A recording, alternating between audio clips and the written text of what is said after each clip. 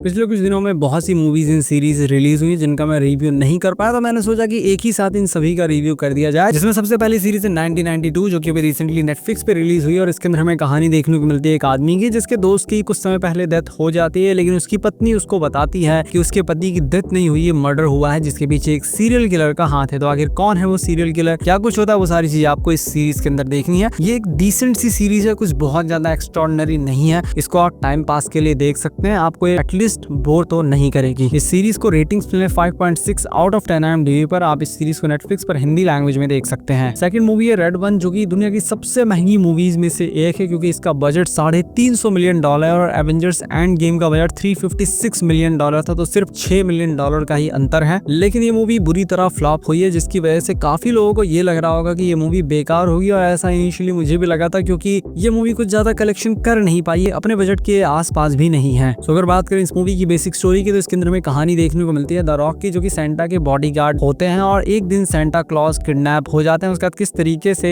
The rock Chris Evans यानी हमारे captain America के साथ मिलकर सेंटा क्लॉज को ढूंढते हैं, वही आपको इस मूवी के अंदर देखना है। तो इस मूवी को देखने के बाद बस मेरा यही सवाल है कि आखिर $350 मिलियन कहाँ खर्च हो गए, क्योंकि इस मूवी को देख के ऐसा लगता तो नहीं कि ये मूवी $350 मिलियन में बनी हुई है। अगर ये $200 मिलियन में भी बनी होती तब भी लगना चाहिए, क्योंकि ये मूवी मुझे $100 मिलियन के लायक लगती है, क्योंकि विजुअल्स इसके कुछ बहुत ज्यादा एक्स्ट्राऑर्डिनरी है नहीं। तो हो सकता है ज्यादातर पैसा खाली फीस में ही चला गया हो, ऐसा हो सकता है। बाकी बात करें मूवी की, तो मूवी की स्टोरी डिसेंट है, कुछ बहुत ज्यादा एक्स्ट्राऑर्डिनरी है नहीं। ऐसी मूवीज हमने बहुत सारी देखी है, लेकिन हाँ, मूवी कहीं से बोर नहीं करेगी, आपको सुनी सुनी देखी देखी सी पूरी मूवी लगेगी, लेकिन उसके बाद भी आपको ये मूवी पसंद आएगी। तो एक बार डेफिनेटली आप इस मूवी को देख सकते हैं। ये मूवी हिंदी लैंग्वेज में प्राइम वीडियोस पर अवेलेबल है। इस मूवी को रेटिंग्स में 6.6 आउट ऑफ 10 IMDb पर। थर्ड मूवी है विकेट, जो मूवी अभी 2024 में ही आई थी और मैंने इस मूवी को देखा नहीं था, लेकिन फाइनली अब मैंने इस मूवी को देख लिया थिएटर के अंदर, क्योंकि ये मूवी थिएटर में ही देखने लायक है, क्योंकि once in a lifetime experience आपको इस मूवी को देखते हुए फील होगा। जब मैंने इस मूवी को इनिशियली देखना शुरू किया तो मैं इस मूवी को देखने खाली इसीलिए गया था कि इसके विजुअल्स बहुत ज्यादा कमाल के हैं। मैंने पहले ही सुन रखा था कि स्टोरी कुछ बहुत ज्यादा एक्स्ट्राऑर्डिनरी नहीं है, तो फर्स्ट हाफ अगर विजुअल्स को हटा दें तो देखने लायक नहीं था, कुछ जगह पे इरिटेटिंग लग रहा था और किसी तरह उसको मैंने झेला। उसका सेकंड हाफ में स्टोरी थोड़ी सी इंगेजिंग हो गई, लेकिन उसके बाद भी एक प्रॉब्लम सामने आ गई कि स्टोरी को आधा अधूरा छोड़ दिया गया सेकंड पार्ट के लिए, क्योंकि सेकंड पार्ट नवंबर में 2025 में आने वाला है। तो उसके अंदर स्टोरी को कंप्लीट किया जाएगा और मूवी देखने के बाद मैं डेफिनेटली सेकंड पार्ट के अंदर देखना चाहूंगा कि आगे क्या होता है। बाकी विजुअल्स तो एक नंबर है, प्रोडक्शन बजट बहुत ज्यादा अच्छा है, हर चीज इस मूवी के अंदर टेक्निकल एस्पेक्ट से बहुत ज्यादा कमाल की है। और इसी मूवी को देखने के बाद मैं सोच रहा हूँ कि ये मूवी तो सिर्फ $150 मिलियन में बनी है और $350 मिलियन में बनी रेड वन के अंदर कहाँ गया सारा पैसा, वो समझ में नहीं आ रहा है। सेम आदि पुरुष वाला हाल हो गया है यहाँ पर। सो विकेट मूवी मेरे लिए एक एंजॉयबल एक्सपीरियंस रहा है। फर्स्ट हाफ थोड़ा सा अनएंजॉयबल एक्सपीरियंस था, बाकी ओवरऑल मूवी काफी अच्छी है। अनफॉर्चुनेटली हिंदी लैंग्वेज में अवेलेबल नहीं है, इस मूवी को आप इंग्लिश लैंग्वेज में ही देखेंगे थिएटर के अंदर। बाकी ये मूवी डेफिनेटली कुछ समय में हिंदी लैंग्वेज में आ जाएगी OTT प्लेटफॉर्म्स पे। इस मूवी की रेटिंग्स 8.0 आउट ऑफ 10 IMDb पर। फोर्थ सीरीज है ला पलामा, जिसके अंदर हमें कहानी देखने को मिलती है एक फैमिली की जो कि वेकेशंस बिताने के लिए एक आइलैंड के ऊपर जाती है, लेकिन वहां पे अचानक से एक वॉल्केनो इरप्ट हो जाता है, फट जाता है, जिसकी वजह से तबाही मच जाती है। ऐसे में फैमिली किस तरीके से सर्वाइव करती है वो आपको इस सीरीज के अंदर देखना है। इस सीरीज के अगर ड्रॉबैक्स की बात करें, कमियों की बात करें, तो उसमें किसी से भी आप इमोशनली कनेक्ट नहीं हो पाते, जिसकी वजह से वो भले ही मर जाए हमको घंटा फर्क नहीं पड़ता। इस सीरीज को देखते हुए ये एक सबसे बड़ी कमी मुझे लगी। उसके साथ में टेंशन कहीं से भी फील नहीं होती इस सीरीज के अंदर, जो कि एक सर्वाइवल सीरीज के अंदर टेंशन बहुत बड़ी चीज होती है कि आपको टेंशन फील हो कि आगे क्या होगा, वैसा कुछ इसके अंदर इतना फील नहीं होता। तो ये एक टाइम पास एक्सपीरियंस है, आपके पास टाइम हो तो आप इस सीरीज को देख सकते हैं। इस सीरीज को आप हिंदी लैंग्वेज में नेटफ्लिक्स पर देख सकते हैं। सीरीज को रेटिंग्स में 6.4 आउट ऑफ 10 IMDb पर। फिफ्थ मूवी है वेनम 3, जिसको मैंने जब रिलीज हुई थी तभी देख लिया था, लेकिन रिव्यू नहीं कर पाया था। मैं सोचा कि अब क्या फायदा, बहुत से लोगों ने तो रिव्यू कर ही दिया, लेकिन काफी लोग कमेंट में लिख रहे थे कि वेनम 3 का रिव्यू कर दो। आई थिंक बहुत से लोगों ने अभी तक इस मूवी को नहीं देखा है। तो इस मूवी के अंदर हमें कहानी देखने को मिलती है टॉम हार्डी की, जो कि वेनम के साथ मजे कर रहे होते हैं एक दूसरे देश के अंदर, लेकिन उसके बाद इनको पता लगता है कि इनके पीछे कुछ बहुत खतरनाक, बहुत अजीब प्राणी लगे हुए हैं जो कि इन दोनों को ही जान से मार सकते हैं। तो किस तरीके से टॉम हार्डी और वेनम मिलकर अपने आप को बचाते हैं और दुनिया को बचाते हैं, क्योंकि बहुत बड़ा खतरा आने वाला है, उन सारी चीजों को आपको इस मूवी के अंदर देखना है। जितनी बड़ी बड़ी चीजें इस मूवी की स्टोरी में शुरुआत में दिखाई गई थी, ट्रेलर के अंदर दिखाई गई थी, वैसा कुछ मूवी के अंदर देखने को नहीं मिलता। मूवी बहुत एवरेज सी है, कुछ बहुत ज्यादा एक्स्ट्राऑर्डिनरी है नहीं। जो भी चीज मूवी के अंदर हो रही थी वो सारी चीजें ऐसा लग रहा था कि बहुत बार देख रखे हैं और कुछ मास टाइप का एक्स्ट्राऑर्डिनरी देखने को नहीं लगा। तो ये एक एवरेज सी मूवी, आप चाहें तो देख सकते, नहीं भी देखेंगे तो कोई फर्क नहीं पड़ेगा। इस मूवी को आप हिंदी लैंग्वेज में प्राइम वीडियोस पर देख सकते हैं। 6th सीरीज है नो गुड डीड्स, जो कि अभी रिसेंटली नेटफ्लिक्स पे रिलीज हुई है। इसके अंदर हमें कहानी देखने को मिलती है एक फैमिली की, जो कि डिसाइड करती है कि वो अपना घर सेल कर देगी, जिसके बाद लोगों की लाइन लग जाती है उस घर को खरीदने के लिए। लेकिन लोगों को साथ में ये भी डाउट होता है कि आखिर ये लोग अपना घर क्यों बेच रहे हैं, क्योंकि लोगों को लगता है कि इसके पीछे कोई स्टोरी हो सकती है, जो कि है, क्योंकि फैमिली वाले कुछ छुपा रहे हैं इस घर के बारे में, और जो लोग हैं उनकी भी अजीबोगरीब कहानियां इस घर को खरीदने के लिए। तो वो सारी चीजें क्या हैं क्या नहीं, वो आपको इस सीरीज के अंदर देखनी है। ये काफी अच्छी